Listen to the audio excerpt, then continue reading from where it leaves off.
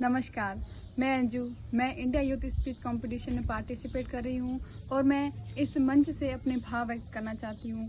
मुझे इन चारों टॉपिक में से पहला टॉपिक अभिव्यक्ति की आज़ादी और धार्मिक स्वतंत्रता के मायने पर बोलने का एक अवसर प्राप्त हुआ है, तो मैं चाहती हूँ कि मैं इस मंच से बहुत सारे लोगों तक अपनी कुछ भाव व्यक्त कर पाऊँ, अपनी कुछ जानकारी उन तक पहुँचा पाऊँ।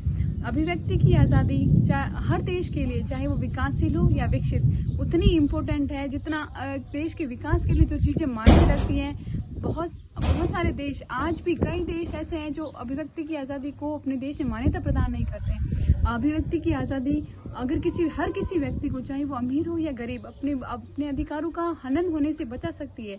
अभिव्यक्ति की आज़ादी से हर देश विकास और प्रगति भी अपने देश में बढ़ा सकता है। इंग्लैंड के एक विधेयक 1689 में अभिव्यक्ति की आज़ादी और धार्मिक स्वतंत्रता के मायने को अपनाया गया है। फ्रेंच की क्रांति 1789 में भी इसे अपनाया गया है।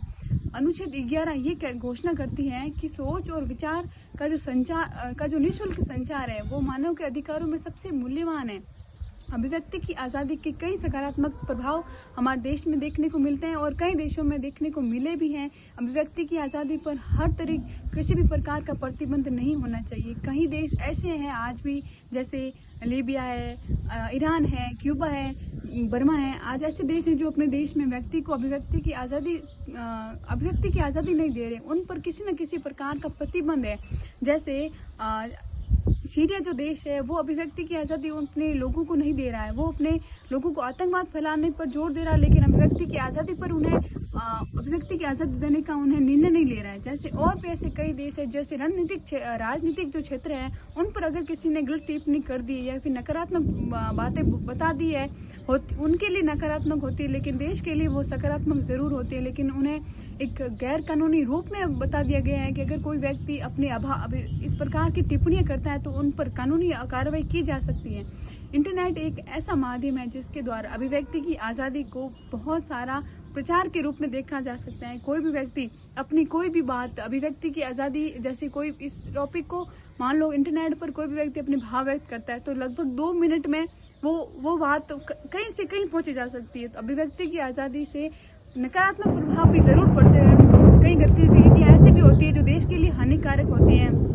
आतंकवाद एक ऐसा छाया जिसमें व्यक्ति की आज़ादी, मान लो इंटरनेट में उसमें गलत दुरुपयोग भी किया जा सकता है, कोई भी जानकारी कहीं तक पहुंची जा सकती है, लेकिन अगर सीमित और अच्छे तरीके से इसका उपयोग किया जाए तो ये जरूर उसके देश के विकास और प्रगति में बहुत इंपॉर्टेंट होता है। अभिव्यक्ति की आज़ादी को धार्मिक स्वतंत्रता के साथ जोड़ा जाए तो हम ये पाएंगे कि धार्मिक स्वतंत्रता भी उस देश के लिए बहुत ज़्यादा इम्पोर्टेंट है। हमारे देश के 42वें संविधान संशोधन में कुछ संशोधन किया, उसके द्वारा पंथ निरपेक्ष शब्द जोड़कर धार्मिक स्वतंत्रता को और एक नया रूप दे दिया है। धार्मिक स्वतंत्रता हर देश में इम्पोर्टेंट होती है। कोई भी लोग अपने धर्म के लिए अपने विचार व्यक्त कर सकते हैं, उसमें उसका प्रचार कर सकते हैं, लेकिन वो अहिंसात्मक रूप से होना बेहद ज़रूरी है।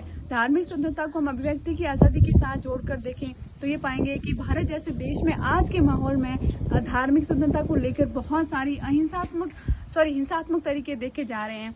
हाल ही कई घटनाओं ने देश को एक ऐसे क्षेत्र में लाकर खड़ा कर दिया है जहां पर हम ये डिसाइड नहीं कर पा रहे हैं कि ये चीज़ें किसी देश के लिए कितनी ज़्यादा ज़रूरी होनी चाहिए। मैं चाहती हूँ कि हर देश ये समझे कि धार्मिक स्वतंत्रता और अभिव्यक्ति की आज़ादी का हमेशा एक सही उपयोग करे, हमेशा इस चीज़ का सकारात्मक प्रभाव देश पर डाले ताकि वो देश के लिए अच्छा रहे और उस देश के हर एक नागरिक के लिए बेहतर हो, हर देश विकास कर पाए अच्छे से।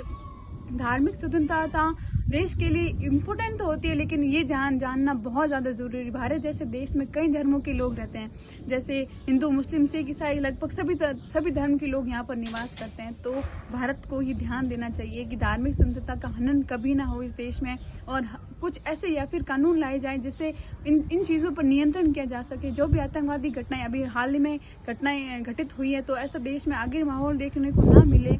इसलिए मैं ये चाहती हूँ कि लोग अभी भी अगर ये समझ नहीं रहे हैं कि धार्मिक स्वतंत्रता अगर आपको दी गई है तो इसका मतलब ये नहीं है कि आप किसी भी क्षेत्र में हिंसात्मक करें, लोगों की हत्याएं तक करें, ये आपको अभिव्यक्ति ये आज़ादी की अभिव्यक्ति तो आपको नहीं देती है, लेकिन अगर आप यहाँ भारत जैसे देश में रह करके अपने इन अधिकारों का सही सदुपयोग करें तो ये देश के लिए भी बेहतर होगा और आप लोगों के लिए भी बेहतर होगा। तो मैं सभी लोगों से ये प्रार्थना करना चाहूँगी कि अभिव्यक्ति की आज़ादी और धार्मिक स्वतंत्रता का सदुपयोग करें और देश के हित में हमेशा काम करें। धन्यवाद।